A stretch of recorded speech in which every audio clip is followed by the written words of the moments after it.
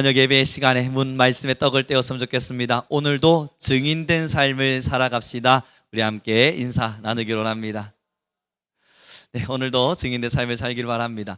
여러분, 저희는 지금 계속 사도행전의 말씀을 함께 강해하듯 또 이 사도행전의 이야기를 나누고 있는데요, 사도행전 속에서 드러나고 있는 믿음의 선대들의 믿음을 보고 우리는 어떻게 반응하고 어떻게 응답하는 것이 맞는가 하는 부분들을 계속 말씀으로 나누고 있습니다. 저번 주의 말씀을 조금 기억해 볼 필요가 있는데요, 저번 주 우리가 함께 말씀을 나누면서 사도 바울이 데살로니가에 가서 복음을 전했더니 그 복음을 해당에 가서 전하자, 그 거점이 되는 해당에 가서 복음을 전하자 이 복음을 배척한 사람들은 그곳에 모여있는 헬라인이거나 기브인이거나 이방인이 아니라 누구였다? 유대인들이었다 라는 말씀을 함께 나눴습니다. 그러면서 우리가 함께 이 말씀의 결론을 내려가며, 여러분, 우리가 하나님의 열심이란 이름 속에서 우리가 유대인일 수 있습니다 라는 결론을 내렸었지요. 유대인들도 그들 나름대로는 하나님 앞에서 열심으로 뭔가를 했으나 그 난동질이 사실상은 복음을 가로막는 일이었음을, 그 유대인들은 하나님 앞에서 무언가를 한다는 또렷한 마음으로 나아갔을지 모르나 결국은 복음을 가로막는 일이었음을 이야기하며, 우리가 혹은 유대인은 아닌가 돌이켜봅시다 하는 말씀으로 우리의 말씀들을 정리해 갔습니다. 그리고 오늘 신기한 일 하나가 있습니다. 여러분, 13절의 말씀입니다. 같이 읽어보겠습니다. 시작.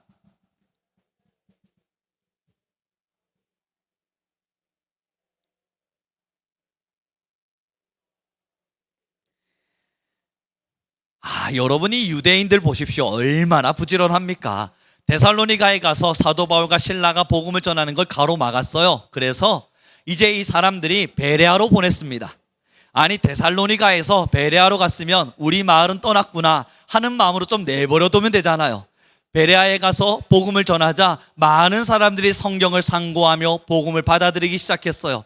그 소식이 누구에게 들렸습니까? 데살로니가에 있는 유대인들에게 들렸어요. 내버려 두면 되잖아요. 우리 지역 아니니까, 우리 위치와 우리의 지역과는 상관없으니까 내버려 둘 수 있잖아요. 그런데 이 데살로니가에 있는 유대인들이 어디까지 굳이 쫓아가서, 베레아까지 굳이 쫓아가서 또 해방지를 놓습니다. 해당에서 복음을 전한 것을 가로막습니다. 여러분, 참 신기하지 않으세요? 어떻게 이런 열심히 일어날 수 있는가? 참 놀라울 만한데요, 이것을 여러분 제가 간접적으로 경험한 적이 있습니다. 제가 여러분 학교에서 복음을 전하고 있을 때에 한 아주머니가 계세요. 그분도 대단하신 분이신데요, 어떤 분이냐면 복음을 가로막기를 즐거워하시는 분이십니다. 이 할머니 한 분이신데요, 늘 오세요. 저희 학교에 늘 오셔서 예수님이 아닌 다른 복음을 전합니다. 이단이에요. 쉽게 이야기하면 자기가 복음을 전해요. 그래서 우리는 학교 차원에서 그를 막습니다. 나가십시오. 그러면 정문까지 쫓겨나가잖아요. 어김없이 다시 들어오십니다. 대단하세요.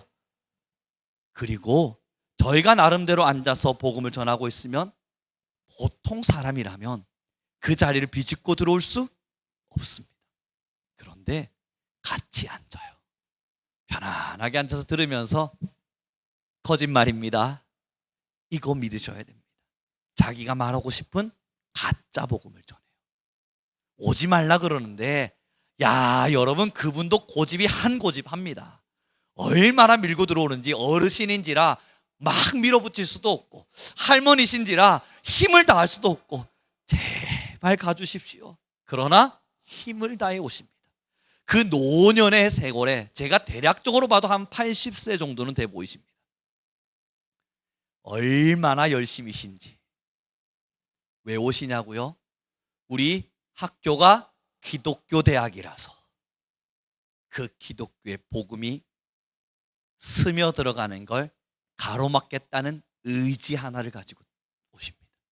여러분, 한 가지는 존경하셔야 돼요. 그 80이 넘는 나이에 그 젊음의 세대들을 찾아다니면서 자신이 믿고 있는 가짜 복음을 전하는데, 목사인 우리가, 교수인 우리가 학생들과 대화를 나누고 있으면 보통은 도망칠 만도 한데, 우리가 쫓아내도 끝까지 밀고 들어와서 제가 누군지도 알면서도 그 자리에 앉아서 자기가 전하고 싶은 복음을 전해요. 자, 여러분, 유대인들이 그랬습니다. 바울이 신라가 복음을 전하면 내버려 둘 수 있잖아요. 야, 우리 지역은 지나갔으니까 그만하자.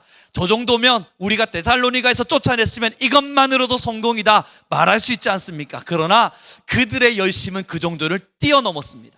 내 지역을 넘어 저 베레아에 가서까지 복음을 전한다면 나는 그들을 가로막으리라. 여러분 요즘 뉴스들 보십니까? 신천지가 국제를 향했습니다. 이 대한민국을 넘어서 동남아를 넘어 여러분 유럽까지 진출을 하고 있습니다. 놀라운 사건이에요. 우리나라에서는 좀 힘이 떨어지고 있는가 생각을 했거든요. 그렇지 않더군요. 숨은 상태에서 얼마나 힘을 모으고 있었던지 지금은 여러분 국제 뉴스에 신천지가 나오고 있습니다. 그리고 국제 목사님들이 한국 사람들이 오면 등록을 하잖아요. 그때 묻는답니다. 아유 신천지? 신천지인지 아닌지를 확인하고 아니라 하면 받는데요. 얼마나 신천지가 지금 전 세계 교회를 휘잡고 있는지 모릅니다. 그뿐인가요? 여러분 하나님의 교회는 어떻습니까? 지금 동남아에 가시면요, 여러분 호텔을 빌리고 온 호텔 전체를 교회가 집회를 엽니다. 야, 이런 교회들이 다 있구나. 우리 한국에 들여다보면 하나님의 교회예요. 하나님의 교회가 아니면 이번엔 하나님의 교회가 아니네? 감사하고 있으면 보나마나 구원파입니다. 뻔해요. 이단들은 죽을 힘을 내고 있습니다.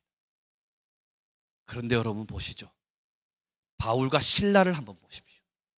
데살로니가에서 복음을 전하다가 유대인들에 의해서 가로막혔죠. 절망할 만하지 않습니까? 2대 다수지 않습니까? 자기는 바울과 실라 딱 2명이에요. 그 중에 믿는 사람들 몇 명 있었을지 몰라도 유대인들이 집단적으로 소동을 일으킨다고요. 그 소동이 일어날 때 마을에서 그러한 소동들이 일어나게 될 때 얼마나 민망하고 부끄럽겠습니까? 그래서 사람들이 데살로니가에서 복음이 전해지고 있는 모습들을 보면서 베레아로 보냈습니다. 베레아로 보냈더니 또 이단들은 일어났습니다. 그런데 여러분 바울과 실라를 보시죠. 이들이 복음을 전하고자 하는 열심이 소강했는지 아니면 하나님을 향한 열정과 복음을 전하고자 하는 열심이 더 뜨거워지고 있는지 회당을 또 찾아 들어가요. 데살로니가에서 쫓겨가도 회당을 또 찾아 들어가요. 힘이 대등대등하다고요. 유대인들의 가로막는 힘과 이 바울과 실라가 복음을 전하고 싶어하는 이 열심이 대등대등하다고요. 그러니까 데살로니가 안 되니 베레아로 가자. 베레아도 안 되니 저기 아바볼리로 가자. 간단 말입니다. 회당을 찾아 들어가고 방해가 있어도 버티고 싸워낸다고요. 그러나 여러분 지금 다시요. 이단들은 힘을 모으고 있습니다. 할머니는 제가 목사인 줄 알면서도 비집고 들어옵니다.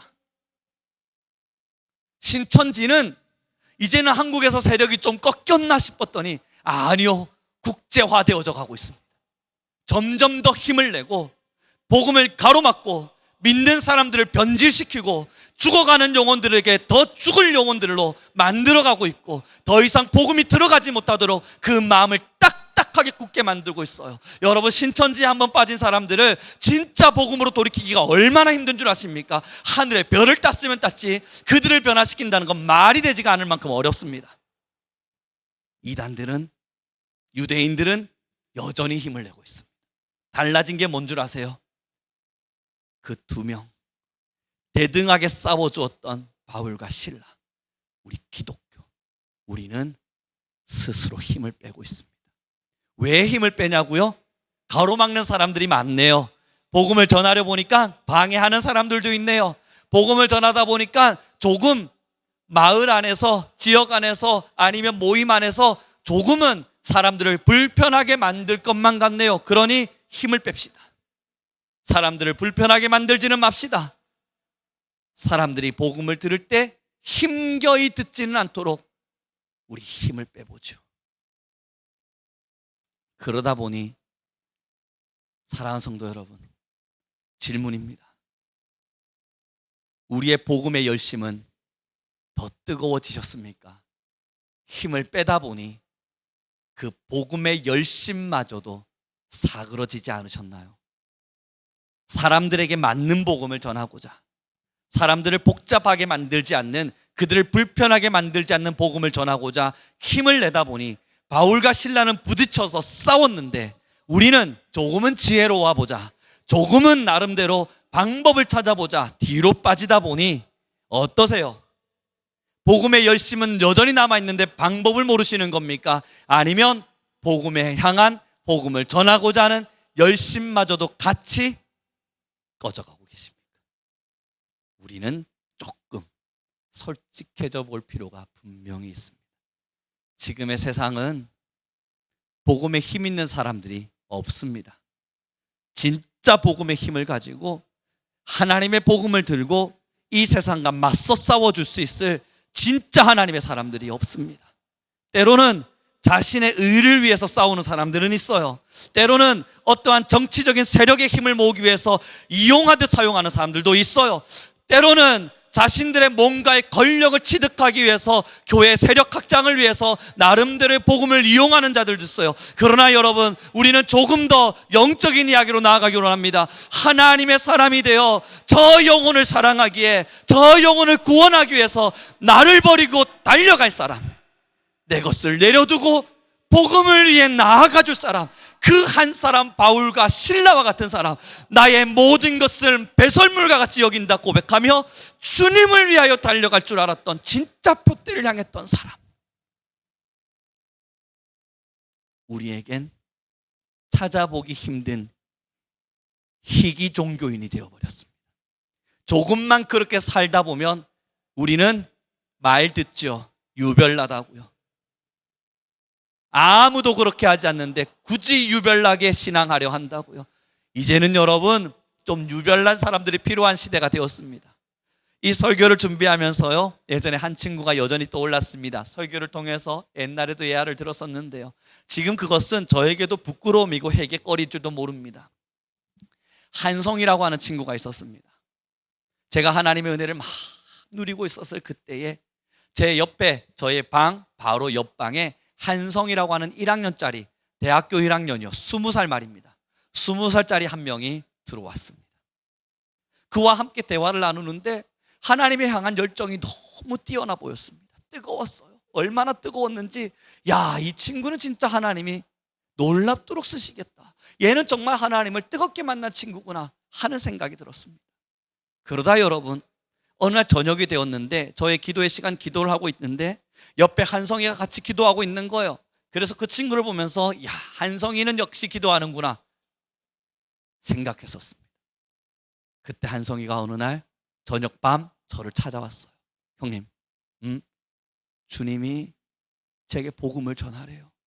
그런데 저 사실 혼자 할 용기는 없는데 같이 하실래요? 언제 말이야? 새벽 예배 마치면 우리 기숙사생들, 그때는요, 전체 기숙사생이라면 모두가 새벽 예배를 했거든요. 새벽 예배 마치면 안 믿는 애들이 맨날 새벽 예배 왜 하냐 불평불만하며 갈 때 걔들한테 복음을 전해봅시다. 한성이가 말하는 거예요. 제가 말했습니다. 너 유별나다, 그거 안 돼. 친구들이 싫어해. 야, 안 그래도 새벽 예배 가서 가기 싫은 새벽 예배 억지로 가가지고 안 믿는 친구들이 기숙사 들어왔다는 이유로 새벽 예배를 하니 여러분 얼마나 고통스러웠겠습니까? 입이 이만큼씩 나와 있는 애들한테 예수님 믿으라고 또 말한다고? 그건 안 돼. 그리고 저는 뒤로 빠졌습니다. 그 다음날 새벽, 한성이는 혼자, 선배들이 다 있는데 혼자 20살이 1학년이 이제 갓 들어온 녀석이 선배들 찾아다니며 길 가고 있는, 잠 졸다 말고 여러분 다 피곤해가지고 내가 왜 새벽 예배 가야 되는가 막 불평불만하고 있는 그 선배들한테 가서 예수님 믿으세요, 예수님 믿으세요, 예수님 믿으세요 계속 말하는 거예요. 그때 여러분 그 선배들, 안 믿는 선배들은 아니 귀찮아 하고 갈 때 신학생 선배들이 있을 거 아닙니까? 저와 같은 그 뒤에 서서 같이 해주지는 못할 망정, 유별나다, 저런 녀석 때문에 우리가 힘든겨, 저렇게 지금 다 싫어하는데 그걸 알면서도 쟤는 왜 저러는 거야, 평가하기 시작했습니다. 그러다 예전에 설교를 통해서 이야기했지만요, 여러분 어느 날 수업을 나누고 있는데, 수업을 막 듣고 있는데 제가 목양관에 있거든요. 목양관에서 수업을 막 하고 있으면 여기는 예수님 믿는 친구들이 많잖아요. 거의 다 신학생일 거 아닙니까? 고래 고래 소리를 지르는 소리가 들리는 겁니다. 예수 믿으세요, 예수 믿으세요. 학교 정원 전체를 뒤덮는 소리가 있는 겁니다.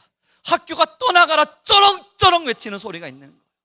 목양관에서 수업 듣다 말고 뭐지? 하고 쳐다보니까 여러분, 저희 학교가 좁지 않습니다. 넓습니다. 많이 넓어요. 끝에서 끝까지 가면 20분은 걸어가야 돼요. 20분이 뭡니까?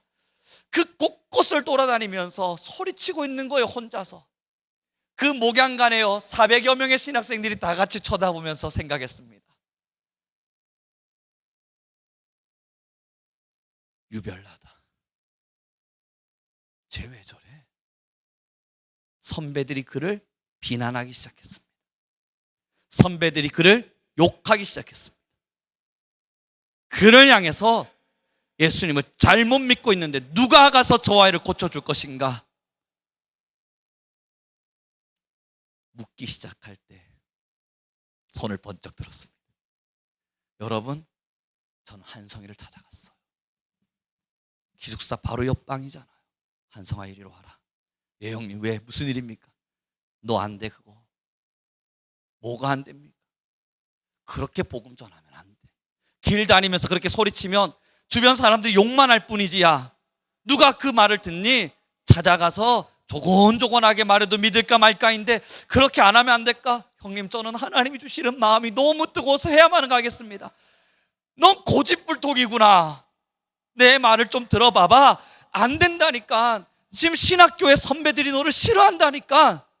그들이 저를 싫어한다고 해서 제가 복음을 전하지 말아야 될 이유가 뭡니까? 여러분, 제가요 하지 말라 그랬어.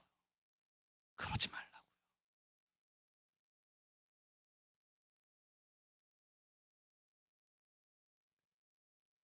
그리고 어느 날 전도사 사역을 마치고 버스를 타고 오고 있는데요, 한성이가 타는 겁니다. 모른 척 옆에 창문을 보았습니다. 그랬더니 우리 한성이가요 타면서 버스 기사 아저씨한테 말하는 거예요. 예수님 믿으세요. 그리고 버스에 타고 있는 한 사람에게 말하는 거예요. 예수님 믿으세요. 예수님 믿으세요. 방금 예배 드리고 온 전도사 아닙니까? 수요 예배 마치고 은혜롭게 가고 있는 사람이었다고요.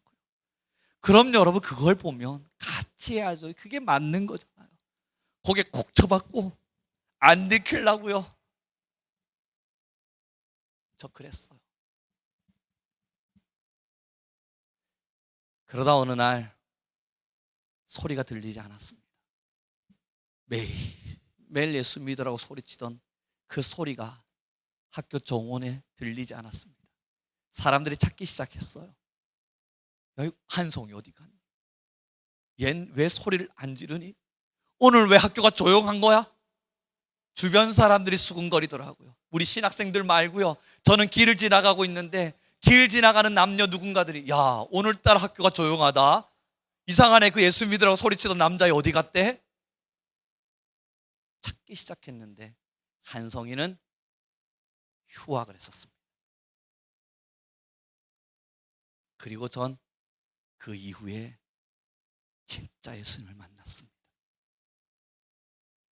세상이 아름답고 복음이 뜨겁고 논리적인 신학적 의미가 아니라 예수 그리스도가 제 생명이 되었습니다. 그때 제일 먼저 떠오르는 친구가 한성인 거예요. 너무 미안한 거예요. 그 친구한테 내가 이 죄를 어떻게 갚아야 될지 모르겠는 거예요. 어떡하나 생각하며 세월을 지나갈 때, 여러분, 4학년 1학기 기숙사에, 제가 여러분 열심히 생활하고 있는 그곳에 기숙사에 한성이가 들어왔다는 소식을 들었습니다. 저는 불이 났게 쫓아갔습니다. 기숙사에 마음껏 들어갈 수 있는 사람이었거든요. 저는 자취를 하고 있었지만 기숙사는 마음껏 들어가도 상관없었어요. 기숙사 문 열고 들어가서 한성이 방을 찾았고요, 한성이 문을 두드렸더니 한성이가 문을 열어줘요. 형님, 오래간만입니다. 야, 반갑다 한성아. 그런데 말이다, 네, 내가 너한테 사과해야 될 게 있는데 몇 년간 사과를 못했어. 그걸 내 마음속에 늘 품고 살았는데 미안하다. 뭐가 미안한데? 그때부터 여러분 하나하나 이야기하기 시작했습니다. 그리고 저는요, 그날 처음으로 태어나서 누군가 앞에 무릎을 꿇어보았습니다. 미안해서요. 너무 미안해서요. 그리고 그의 손을 잡고 미안했다고, 정말 미안했다고 사과를 했죠. 제가 유대인이었거든요. 그 당시 저는 유대인이었거든요. 하나님을 향한 열심 없었냐고요? 있었습니다. 성경적 지식이 부족했냐고요? 아니요. 많이 배워서 지식을 채우고 있었습니다. 문제는 그리스도가 저의 주인이 되지 않았습니다. 그러니 바울과 실라처럼 뜨겁게 무언가를 하려고 하는 자에게 가로막고 말했던 거예요. 유별나다. 그건 주님이 원하시는 것이 아니다. 적당히 사람 눈치 봐가면서 사람들의 분위기도 살펴가면서 복음은 그렇게 전하는 것이라 가르쳤던 겁니다. 사랑하는 성도 여러분, 저는 여러분들에게 도전해 봅니다. 유대인이십니까? 아니면 누구입니까? 물었던 저번 주와 달리 좀 더 심도 깊은 질문 하나를 던져봅니다. 사랑하는 성도 여러분, 바울과 실라의 뒤를 잇는 믿음의 후손, 정말 우리가 맞습니까?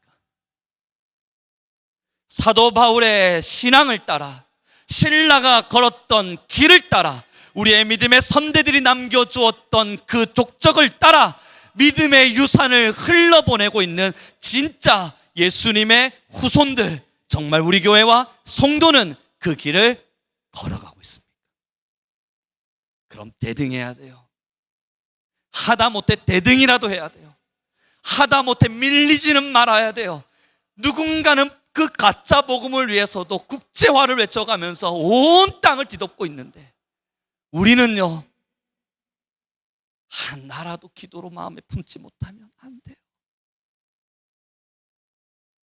우리 옆 사람에게 이렇게 인사해주면 어떨까요? 대등한 싸움이라도 해봅시다. 그럼요 여러분, 이제 주님이 누굴 찾고 계실 것 같으세요? 교회 안에 정말 우리 100명 모였는데 이제 1000명 되는 교회, 하나님이 정말 그걸 원하실 거라 생각하십니까? 그거 원하려면 여러분 사람 모으는 프로그램을 돌리면 돼요. 그건 여러분 많은 세미나를 통해서 한국교회 지금 많이 펼쳐지고 있고요, 그걸 따라가는 교회들 중에 사람들 잘 모으고 있는 교회들 많습니다. 사람들 모으려고 마음먹으면 그거 하면 되죠. 그러나 사랑하는 성도 여러분, 사람 모으는 것을 주님이 원하는 게 아니라면 뭘 원하실까? 바울이어도 돼요, 신라여도 돼요, 한 명이어도 돼요, 두 명이어도 돼요. 대신 갈 사람이 필요한 거예요. 진짜 복음을 위하여 영적인 싸움을 일으켜줄 하나님의 군사들이 필요한 거예요. 저 사람이 그 길을 가면 좋겠네 생각 드십니까? 우리 목사님이 그 길을 가시면 좋겠네 기도로 응원해야겠다 마음 드십니까? 아니요, 저는 여러분이 가도록 기도하겠습니다. 설령 나는 안 갈지라도 여러분은 가시도록 기도하겠습니다.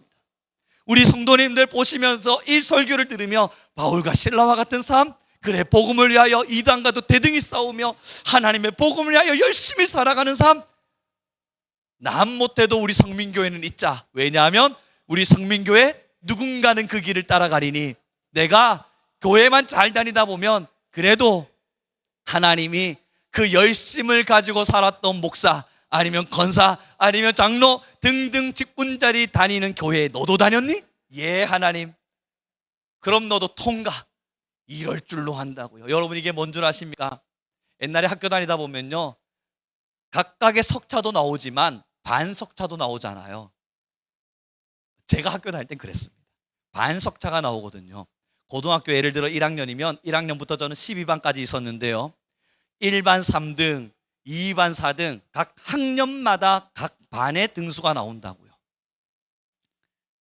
예를 드는 겁니다. 저 전교 꼴등 안 했어요. 그러나 제가 전교 꼴등이었다 쳐요. 그런데 다행히 우리 2반이 1학년 전체 석차 1등을 했네요. 2반 평균이 전체 1등이라고요. 내가 꼴등인데 전교. 그때 어깨 힘 들어갑니다. 너 몇 반이야? 선생님 물어보시면 어깨 힘 주고 말해요. 2반입니다. 2반 공부 잘하는 반이구나. 예. 야, 이번에 1학년 전체에서 2반이 1등 했던데 대단해. 그럼요. 너 2반이었어? 예, 제가 2반입니다. 반석차가 나한테 뭐 대단한 일이라고요. 내 실제 실력은 전교 꼴등이면서 말이야.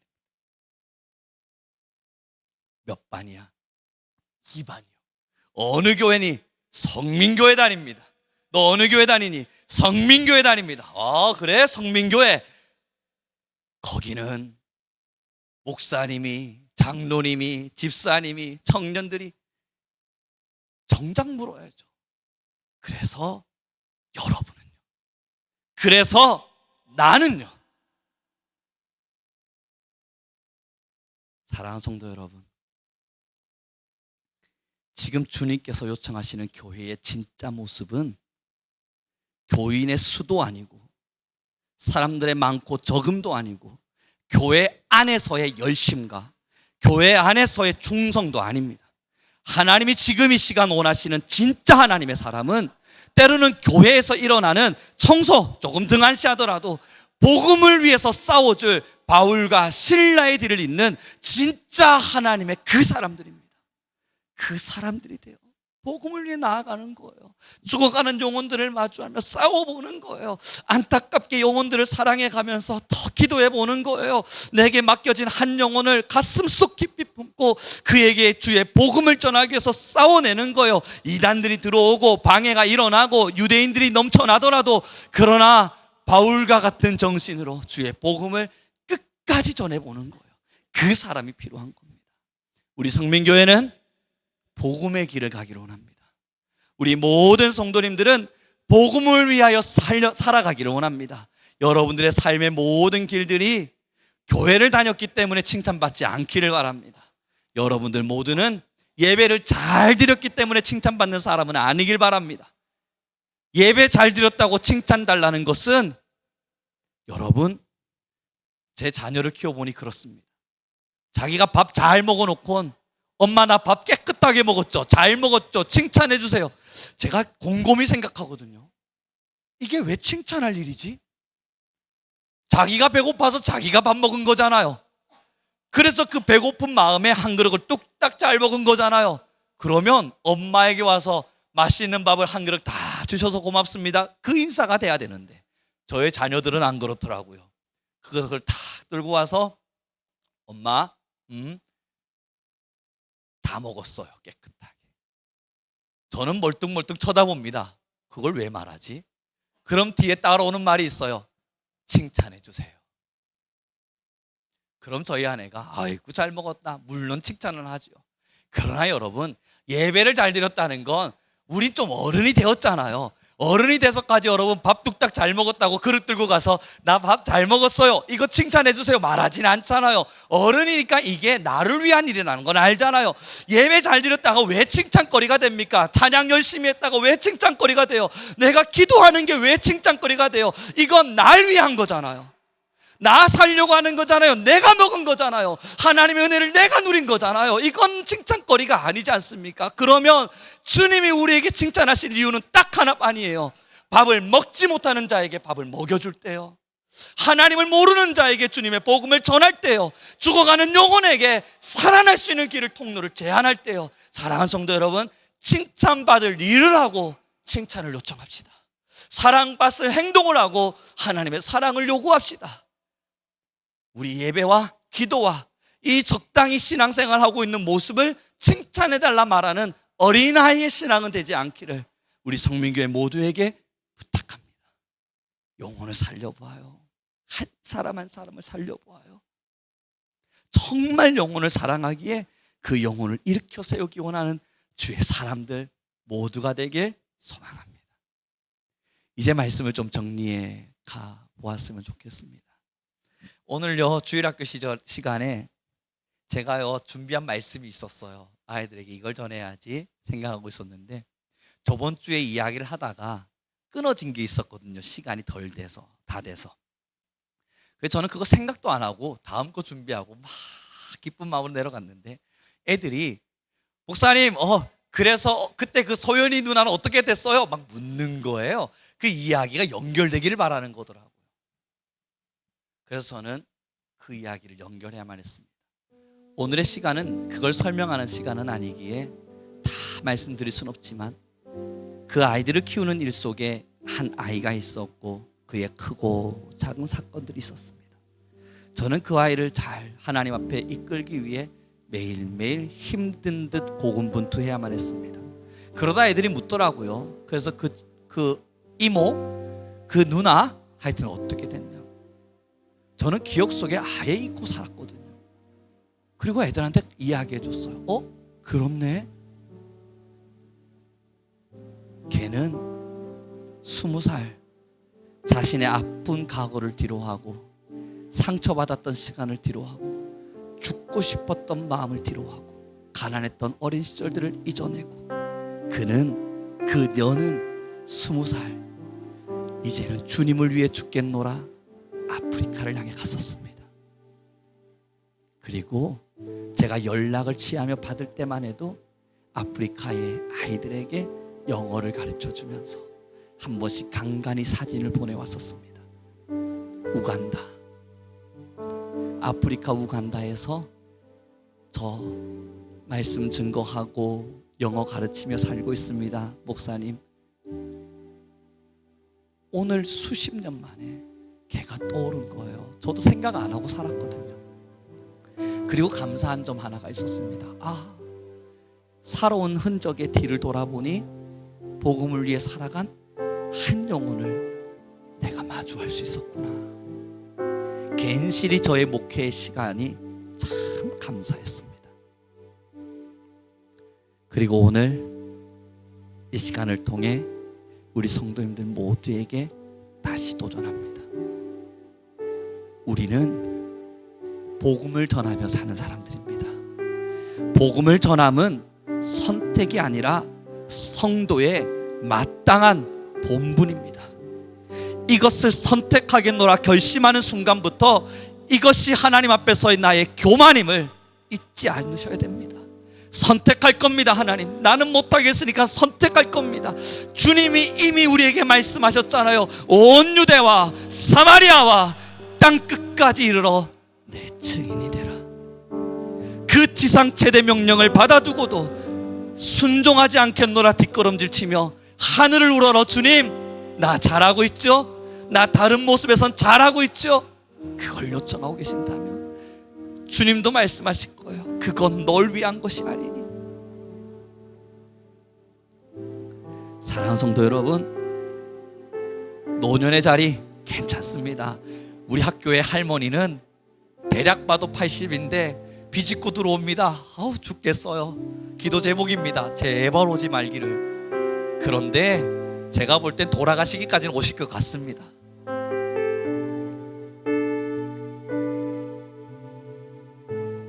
우리 복음을 위해 살아갑시다. 영혼을 위해 살아냅시다.